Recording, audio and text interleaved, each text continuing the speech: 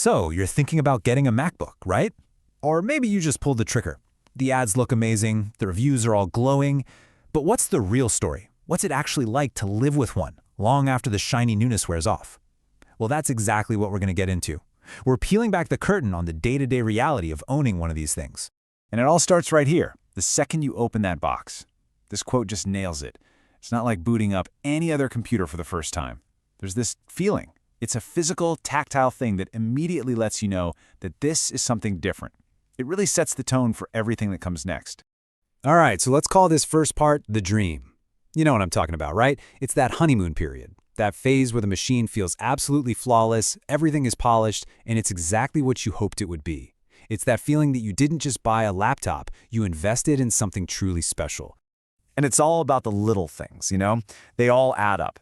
That solid, cool-to-the-touch aluminum body. The famous one-finger lid lift. It's so perfectly balanced, it's wild. The way the trackpad feels, it's just unreal. And the animations are so buttery smooth. Everything, and I mean everything, feels like it was designed with incredible intention. You get this huge sense of quality before you've even launched a single program. But let's be real. That premium feeling, it comes with a pretty premium price tag. And that's the first reality check. You totally get why it feels so good and why it costs so much, but you also can't help but remember the dent it left in your wallet.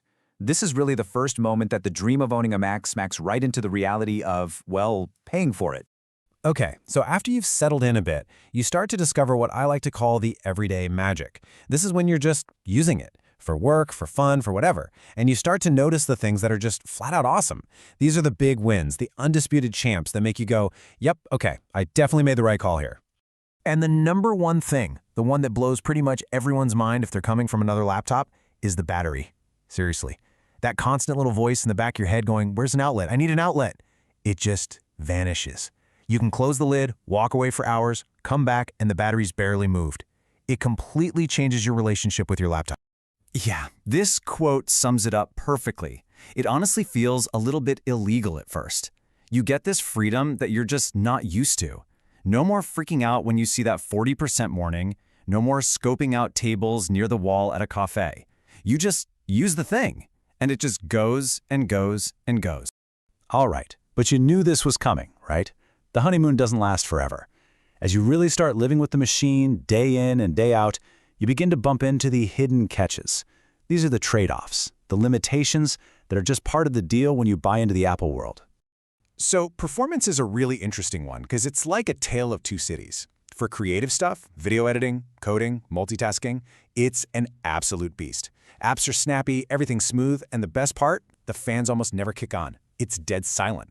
But the second you try to play a serious graphics-heavy game, boom, you hit a brick wall.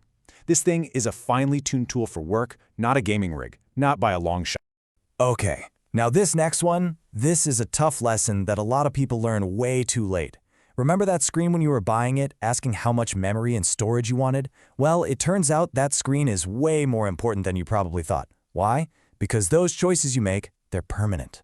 And what I mean by permanent is you can't just crack it open a year from now and slap in some more RAM or a bigger SSD. It's all soldered right onto the board. That 256 gigs of storage that seemed totally fine when you bought it, it can start to feel really cramped, really fast. You absolutely have to think about your future self when you buy one of these. And then there's the software, macOS itself. It's another one of those big trade-offs. On the plus side, it's super stable, it's super polished. Things just work. You're spending way less time troubleshooting and more time actually getting stuff done. But the downside? You give up a ton of control. You can't just customize and tweak every little thing. You really have to get used to doing things the Apple way. So all of this, the hardware, the software, it all leads to something much, much bigger than just the laptop. You realize pretty quickly that you didn't just buy a computer. Nope, you bought an entry ticket into this giant interconnected world, the Apple ecosystem. And here's how they get you. It starts small. You use AirDrop to send a photo from your phone and you're like, whoa, that was easy. Then you discover you can copy something on your iPhone and just paste it on your Mac. Mind-blowing, right? All of a sudden, your texts, your notes, your photos, they're just there on all your devices all the time. Before you even know what's happening, everything works together so seamlessly that the idea of leaving that convenience behind starts to feel, well, really uncomfortable. So after you've been through the initial dream, the everyday magic, and you've bumped into a few of those catches, you start to get a really clear picture of who this laptop is actually for. So let's pull it all together and see if that person is you. And this chart really breaks it down, doesn't it? Look, if you're a student, a writer, a developer, or really anyone who just needs a super reliable tool that will last all day, it's pretty much a perfect fit. But if you're a serious gamer, or you're the kind of person who loves to upgrade their hardware later, or you want to customize every little detail, yeah, you're probably going to feel boxed in and fast. And that really gets to the heart of what a MacBook is all about. It's not trying to be a Swiss Army knife that does everything just okay. Think of it more like a really, really good chef's knife. It's designed to do a few specific things exceptionally well, and to do that, it has to give up some flexibility in other areas. Which leaves us with this final question. It's all about a deliberate trade-off, isn't it?